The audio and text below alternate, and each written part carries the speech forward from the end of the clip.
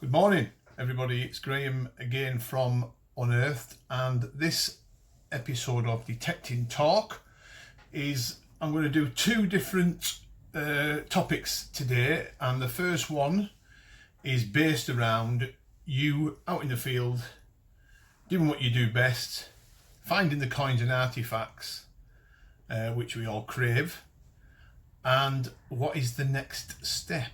Now, when I find a coin, a hammered coin for example, a Roman coin or a bit of an artifact, a Roman brooch or something along them lines, first thing I do is admire it.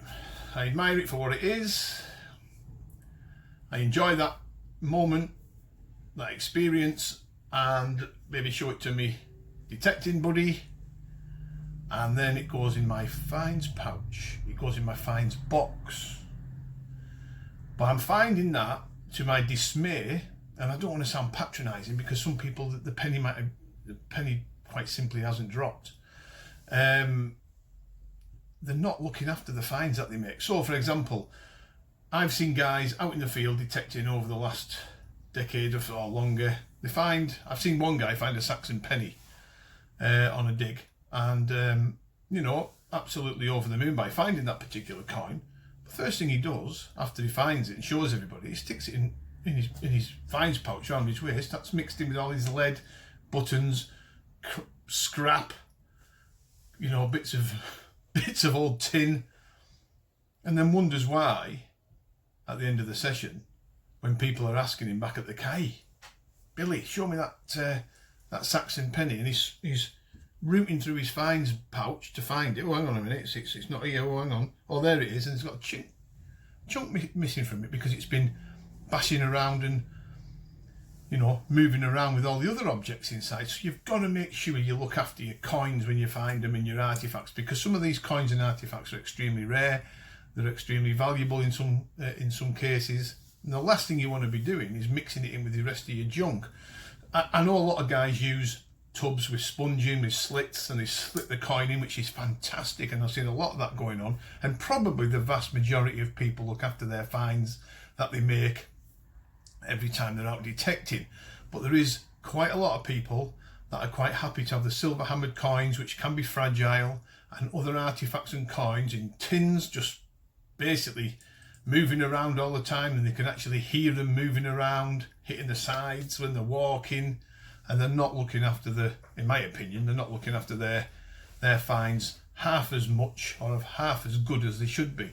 So if there's a hint or a tip in there, is please get a decent container that's got a bit of protection to keep these coins and artifacts safe until you get home from the day's detecting, and then you can carefully clean or identify or whatever you want to do with them.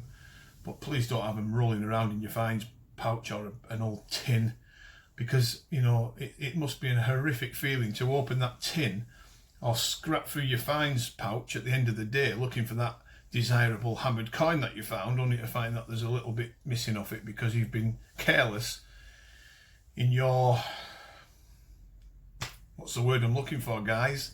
You found it, you recovered it, and you've been careless afterwards by not looking after it. So if that's a hint, I'm seeing that even on our digs, our Unearthed digs. Sadly, I'm seeing one or two guys carrying their coins around with them in not the right containers, in my opinion. They've got to start looking after them better. The problem is how you go about telling these people without being patronising and without getting their backs up. So you've got to be a little bit diplomatic, I think, about it, rather than jumping in with 2 feet. So that's why I'm doing this video today. Hopefully people will watch it and think, oh yeah, I've got to make sure my finds pouch or my my finds tin or container or whatever I'm using has got the appropriate amount of protection in there, sponge or whatever that might be, to protect these potentially desirable coins and artifacts that I'm finding. It's a no-brainer.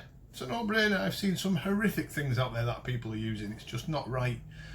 So I hope that helps. I hope that's not sounded too patronising to people. It's all about giving people the proper advice and guidance that they need, I think, and it's only about sharing a bit of best practice and guidance, I guess. So I hope that's helped. Now the next topic, folks, is regarding detecting this time of the year. So the heat is rising, as we know. The Earth's getting warmer and warmer, the days are getting longer, the sun's higher in the sky, and generally, hopefully, even up here in the wilds of the north, we've had some really warm days. Now, a lot of people still venture out detecting in the heat. I'm one that seems to shy away from it a little bit. Come sort of July, August, I'll be back out in the fields when it's still red hot. But I've noticed over the years, and I want to give a bit of a case study if I can, going back a good few years, in fact going back into the 90s, where I was invited to a rally, of all things. No, I'm not a big rally goer, and some of you guys know that. I've probably been to about, over the 30 odd years, nearly 38 years of detecting, I've probably been to about 20, maybe 25, not including my own, of course, but other people's rallies all over the country, probably about 25. So not a lot. Well, I got invited to one in Norfolk, and it was a Saxon shore fort at Burcastle. I think, if I remember, Great Yarmouth. Yeah. Lowestoft, Great Yarmouth way, right out on the estuary way, or I think it was some sort of river outlet, and there was a Saxon shore fort built, Roman. The walls are still standing. Fantastic place to visit. There's an ancient church in the grounds, and the fields all around the Roman Saxon shore fort were ploughed, and the organisers managed to get permission, all of them legitimately, everything was above board, to detect on these fields. Now, we jumped at the chance because at the time we weren't finding a great deal of Roman coins, and in fact up until that point I'd had a handful of Roman coins out of Cumbria, and the other Roman coins that I found had been seeded by rally organisers down in Oxfordshire. So my first experience of finding Roman coins, somebody already had their hands all over them before I found them and scattered them on the day of the rally, which is disgraceful. But anyway, that's what used to go on in them days. So it was a great opportunity for us to detect and find some proper Roman gear, I guess.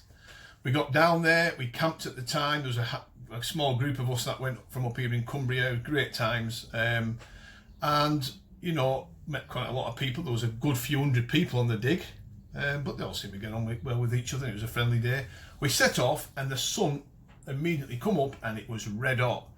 And I was detecting away, and I was using an old Fisher 1266 at the time, so that's how long ago it was. And it was a great little machine. It managed to find me around about 7 Roman coins on the first day, on the Saturday, which were the bigger fields around the Roman fort. And around about lunchtime, or just after lunchtime, the signals became almost non-existent, and I thought, well, maybe we've just exhausted it and we're going over all people's footprints, we're not going to find a great deal, let's move off and try another field. But just by chance, I got talking to an elderly gentleman at the time who said to me, give me quite a lot of advice, and that advice has stuck with me for many, many years since. And he said, listen boy, he said, have you found anything? So I showed him my handful of Roman coins that I found, and I was very proud of finding them at the time. And he said, oh, I've had a similar amount, but what I'm going to do now is I'm going to walk off the field and I'm going to come back on after tea. I said, oh, right, okay. He said, and you watch my results after tea. He said, the ground's too warm. And he knelt down on one knee, and he made me kneel down on one knee, and he said, look at that land. So you could see the plough, and you could see that hazy heat running across the horizon on the land. He said, that's a bad sign for detecting. Your detector will struggle for the signals in this sort of heat. It's all to do with conductivity. The hotter the ground, the hotter the soil, the less chance you've got of picking up the coins. He said, there's plenty of coins still left in here, we just can't find them because it's too damn hot. He said, when I come on after tea, he said, you're more than welcome to join me. The sun's dipping down, the ground and the land is cooling, and he said the signals will come back up like magic. And I thought, well, what do you make of it? So I didn't take on the opportunity to come back on after tea because I was too tired after detecting for 8 or 9 hours, and I was happy with my lot, and we were having a bit of a crack, and we went to the pub that was on site there. I think there was a bit of a caravan site going on, so we went to the clubhouse, and the next day we were back out in the fields. Within an hour I managed to bump into the gentleman once again, and I asked him, I said, did you go back on last, because I was obviously intrigued. I said, did you go back on detecting after tea? And he went, yeah, I got 13. I managed to winkle out 13 Roman coins, including a nice denarius. I was like, what? And he explained again the science behind red hot days, signals becoming scratchy, and then when the land cools after tea, the signals all come back again, and it's like a new field. So we've tried this experiment. I was just amazed. And of course, the Sunday, we were going back the Sunday night, so we couldn't try to go back on after tea. Again, the Sunday was a red hot day and signals became scratchy again in the heat. But I guess he probably went back on after tea again on the Sunday and found another heap load of Roman coins. I think he ended up with about 25, 30 in the end, which was a fantastic result. But over the years, when we've been detecting on our own permissions, we found on the really, really hot days, July, August, the crops have come off. In a lot of, the peas have come off, for example, so it's nice and flat. The soil, you can actually touch the soil and you can rub it between your hands, like sandy soil. It's red hot. And the signals are scratchy. It's really difficult to get any depth. It's really difficult to get any solid signals. But if the day before it had rained and you'd gone down maybe a week later and it was a dull day, no sun, not as hot, bit of a breeze up or whatever, the same field becomes alive with finds. Now, there is a science behind it, and I'm going to try my very best. There is a paper, when I call it a paper, a document that's been produced by, I think it's an American gentleman, if I remember, and he tries to put this science into words around detecting in heat. I mean, we've said it since that experience in Norfolk. We've said it for years about how difficult it can be detecting in the red hot days, and you automatically think that the site's got nothing on it. This field's barren. However, you go back on it in the winter, it's like a new field. It's rained, the conductivity in the ground's better. The soil's damp. You're getting deeper targets in the cold. Completely different conditions and completely different results off the same field. It's amazing. So if some of you guys are detecting on your fields in the summer and you think, oh God, I'm struggling, my detector's not getting any depth, or it's the worst thing you can do is blame the detector or blame the field, it's probably down to the conditions.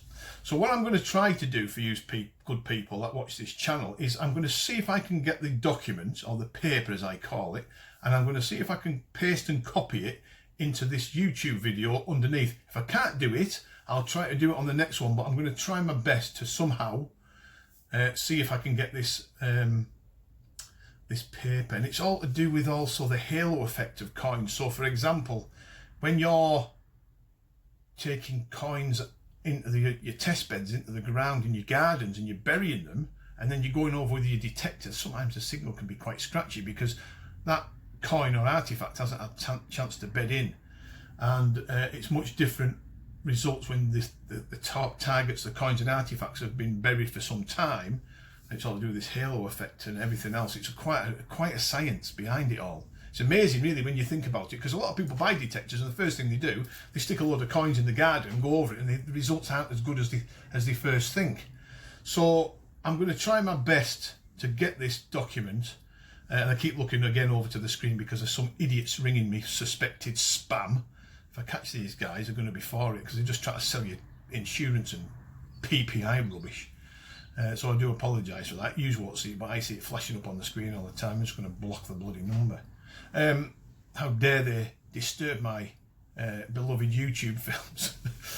So what I'm going to do is I'm going to see if I can get this document for you. I'm pretty sure that a lot of you guys out there, if you read it, it'll just like be a light bulb coming on. It'll be so fascinating to read the results that this guy's done on different targets and different things. But of course, remember, if you're detecting in the heat this year and your finds are really poor, like ours sometimes are, don't dismiss it. Don't dismiss the field and don't dismiss your detector. It's the worst thing you can do. Go back on it when it's damp and cooler. You'll see the results are completely different. It's all about the heat and the hot weather that causes havoc with metal detectors. Now, I think some of the single frequency machines may suffer in the heat, but I'm hearing more and more that some of the multi-frequency machines don't seem to have the same problem. They seem to handle the hot and dry arid conditions and the heat in the summer much better. So that'll be interesting to see some feedback from you guys. If you've ever experienced this before, make it happen on some of the comments. Be good to hear from you. So I hope that helps. I'm going to rush this off now and finish it off. If you're out detecting this weekend, good luck. And I'll see you next week for the next episode of Detecting Talk. Thanks for watching. Bye for now.